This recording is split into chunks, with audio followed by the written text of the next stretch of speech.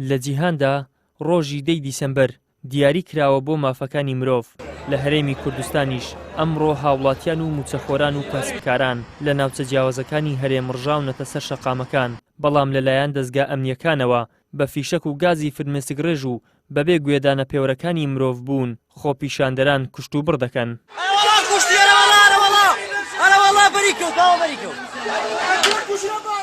لەم ڕۆژەشدا دەستەی سربەخۆی مافەکانی مرۆڤ لا کۆنگرەیەکی ڕۆژنامەنووسیشدا هۆشداری دەدات لەوەی ئەگەر بە زووترین کات بۆ چاکردنی موچەی فەرمانبەران و بژێوی هاوڵاتیان گەرنا حاڵەتەکان بەرەو ناسەقامگیری زیاتر دەبات.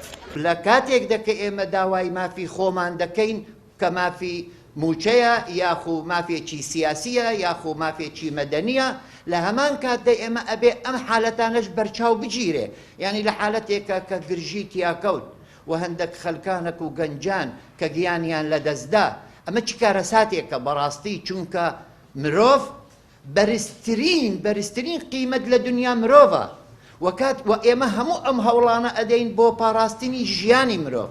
باشە کاتێک کە ئێمە مرۆڤ لە دەست دەین یان گیانی لە دەستدا ئێمە چیمان کرد؟ بەڵێ خەلکانێک هەبوو لە ناو ئەو دەفەرە و چەند شارۆچکەی دەور و پشتیان کە لە سلێمانی و لە دەفەری سلێمانی و هەڵەبجە ئەم شتەکرایە ویستیان هەمان شێوە ئەوانیش خۆیان دەربکەن بۆ شێوەی چوا بکەن، بەڵام بە زوو کۆنتڕۆڵ کرا لەلایەن هێزە ئەمنیەکان. بەڵێ هەندێک خەلکان بەڵێ دەستگیر کران و تحقیقیان لەگەڵ کرا و اینجا بە کەفالەت ئازاد کراون هەمووی ئازاد کراوە، لە دهۆکیش لە شیلا دەزەج هەمووی ئازاد کراوە. ئێستا تحقیق ئەمە ئەتوانی لە دەسەڵاتی دادوەری پرسی باسی ئەمانەی دهۆکت کرد لە ئەوەڵ ڕۆژەوە دەستە ئاگادارە و پەیوەندیشون کردووە بە برای مامۆستە بەدەر و ئێمە ئاگادار بووین کە محکەمە ئازادی کرد، بەڵام دیار بوو ئاسایش داوایەکی تریشی لەسەر بوو و نەیان دەزانی لەکوێیە.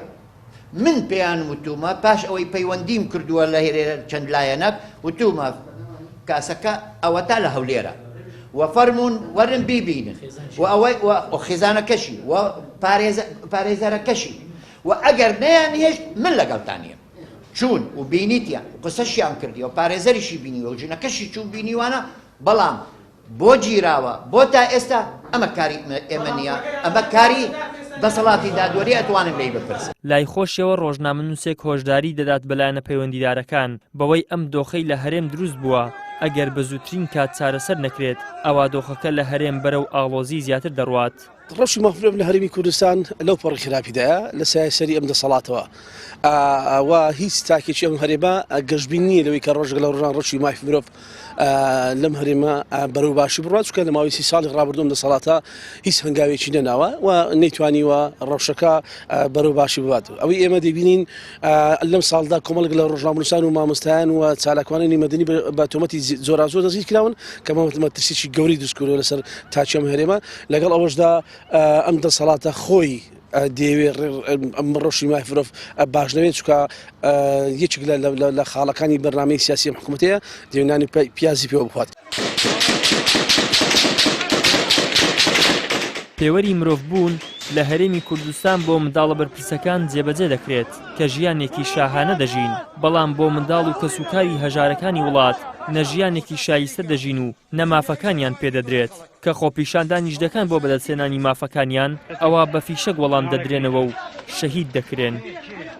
ئیدریس محەممەد، کەناڵی ئاسمانی پەیام، هەولێر.